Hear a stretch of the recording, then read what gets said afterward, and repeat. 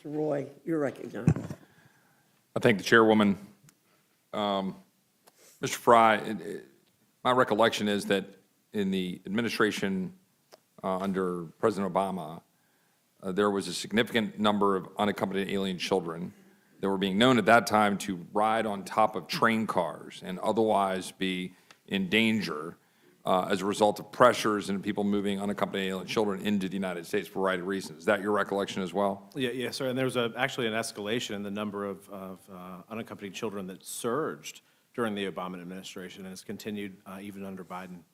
And then we obviously went to the President Trump's administration, and there was a growth of the population at that point as well. But then the Trump administration reacted and took policies to try to stem the tide of the flow. And the point being that there's a very large number of children. I'm hearing about the treatment of children who are known to, on a bipartisan basis and by objective media, to be sold into the sex trafficking trade as a result of the flow across our border when the borders are left open. Is that correct? Yeah, absolutely. And under the previous administration, we had the New York Times reporting of the problems that we were dealing with. The New York Times, as you pointed out in your testimony, right? Hardly a right-wing conspiracy magazine, right? The New York Times was talking about and reporting on Becerra purposely trying to push as many people, as many children out as possible to get them out of detention facilities, out into the community, into living with other people. But in doing so, what happened? We ended up with a fairly large number of children that were unaccounted for, unable to be found. The OIG report, the Inspector General of DHS, found that there were hundreds of thousands of children that they couldn't locate. Doesn't mean they were all lost. It just means they didn't know where they were. Right. Is that fair and accurate? That's totally fair. In the case of Kayla, as an example, he ran away from his sponsor a month after he got to his sponsor, and the government didn't even check on him until after he murdered Kayla. And that was several months later. And so they didn't know where he was. His sponsor never reported it. They never did a wellness check on him to see if he was still with the sponsor himself. And I just look at this and go, what are we doing to ourselves right now? Can we just have a little bit of common sense back into this discussion?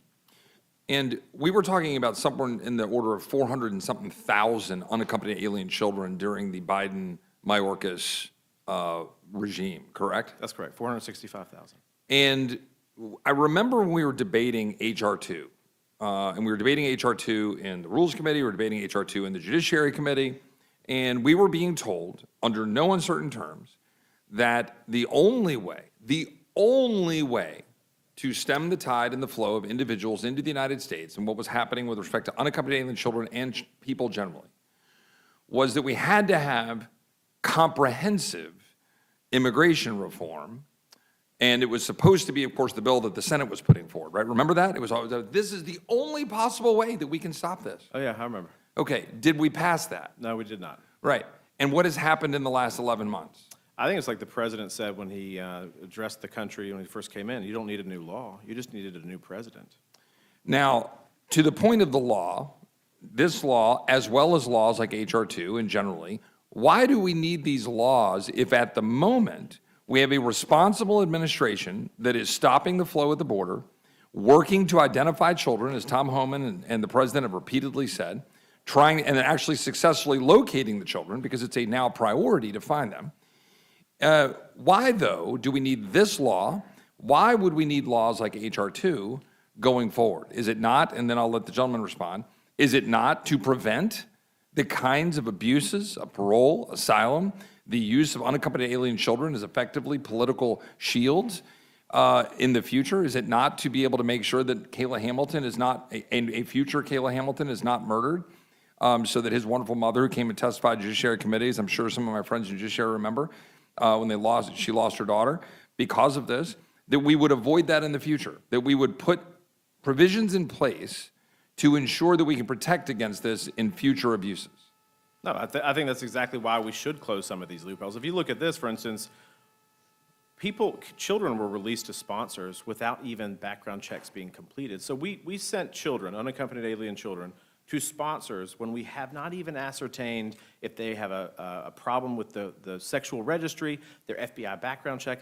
We put kids out into our country with sponsors that we have no idea who they are, right? That we have not adequately done a background check on them. So it's a danger to kids, one. And two, this whole exercise was entirely preventable. We already do, I heard about this, kids are going to be traumatized because we're going to screen them. We already do medical screening of children when they come into our country. All we're saying with this bill is, hey, while you're doing that medical screening, why not look and see if they have a gang tattoo on their forehead? And if they do, maybe that's a problem, and maybe that's a reason why we would hold them in a detained, safe facility for them and everybody around them so that we would not have Kayla Hamilton. So, Mr. Roy, I think you're exactly right. Let's get to the bottom of this, and let's close some of these loopholes and have a little bit of common sense. So in summary, and over 5 minutes, this bill is designed to protect Americans from dangerous UACs through making sure we're properly vetting, and this bill is designed to protect children who are currently in danger because of our broken system, correct? Absolutely, both. All right, I yield back. Thank you very much, Mr. Roy.